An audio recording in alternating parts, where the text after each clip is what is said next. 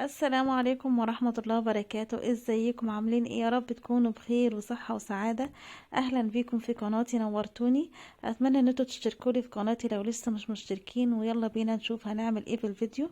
هنعمل مع بعض ورقة اللحمة بالخضروات. طبعا اكلة شكلها جميل جدا وكان طعمها رائع. اتمنى ان انتوا تجربوها والوصفة تعجبكم. اول حاجة هيبقى معايا كيلو من اللحمة، ومعايا 2 حبة بطاطس مقطعة مكعبات، ومعايا بصلتين كبار مقطعهم جوليان، ومعايا فلفل الوان وطماطم، ومعايا جزر وكوسه. اي خضار متوفر عندك في البيت تقدري تحطيه، يعني ما تتقيديش بحاجه معينه.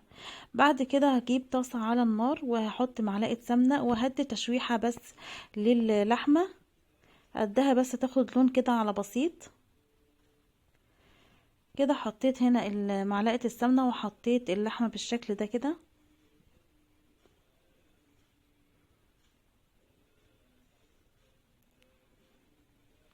بس اوزعها في الصينيه علشان تاخد صدمة بس على طول وما تنزلش ميتها.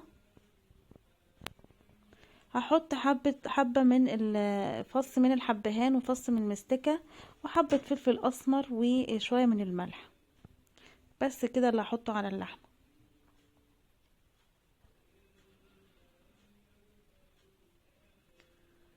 بعد ما خدت اللون الجميل بتاعها ده كده، بس كده بقت جاهزة معايا عشان احطها على الخضار. اول حاجة بقى كده هجيب بولة كبيرة عشان تقضي كمية الخضار اللي انا هعمله. هحط البصل واحط عليه فلفل اسمر، واحط عليه شوية من الكمون، واحط عليه 7 بهارات او بهارات اللحمة المتوفر، او مش عايزة تحطيه مش مشكلة.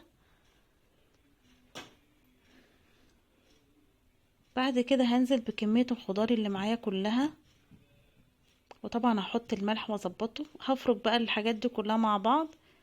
هفرك البصل مع البهارات والملح،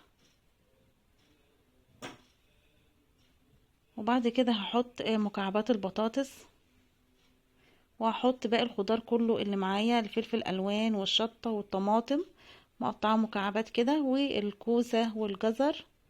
وهقلب كل الكلام ده كده مع بعضه.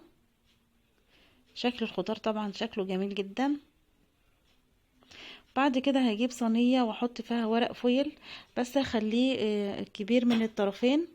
هكبر الورق الفويل من الطرفين عشان اعرف اقفل الصينية في الاخر خالص. وبعد كده هحط كمان هعمله معاكس عكاس، يعني الورقة احط ورقة من قدام وورقة من الجنب، وهسيب ورق الفويل على الطرفين علشان اقدر اقفل بيه الصينية. بعد كده هجيب ورق الزبدة واحط فيه في الصينية بالشكل ده عشان اقدر احط الخضار على ورق الزبدة. بعد كده هحط معلقة بس من السمنة اللي انا مشوحة فيها اللحمة،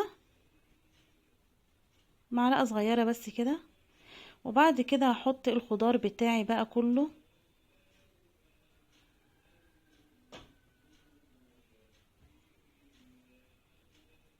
طبعا انت ممكن لو عايزة تضيفي معلقة من الصلصة، انا كنت ضفت معلقة من الصلصة بس المقطع مش لاقيه خالص، فكنت ضفت معلقة من الصلصة. بعد ما حطيت اللحمة والحاجات دي كلها كنت حطيت معلقة من صلصة الطماطم. بس كده حطيت اللحمة وسويت الخضار بقى بالشكل ده. وطبعا قفلت عليه كويس جدا علشان ما يبقاش ما يخرجش منه بخار، لان انا مش هحط مية خالص، هيتسوى على البخار بتاعه. قفلت ورق الزبدة كده بالشكل ده، وهجيب برضو ورق تاني بزبدة واقفل عليه من فوق اهو بالشكل ده كده. وبعد كده هقفل الورق الفويل على الصينية من كل الجوانب.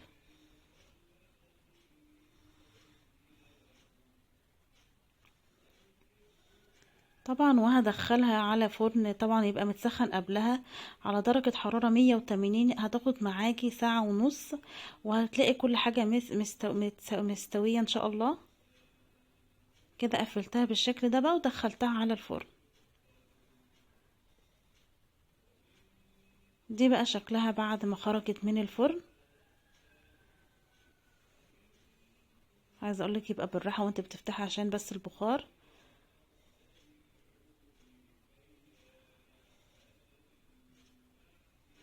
اهو ده بقى كده شكلها.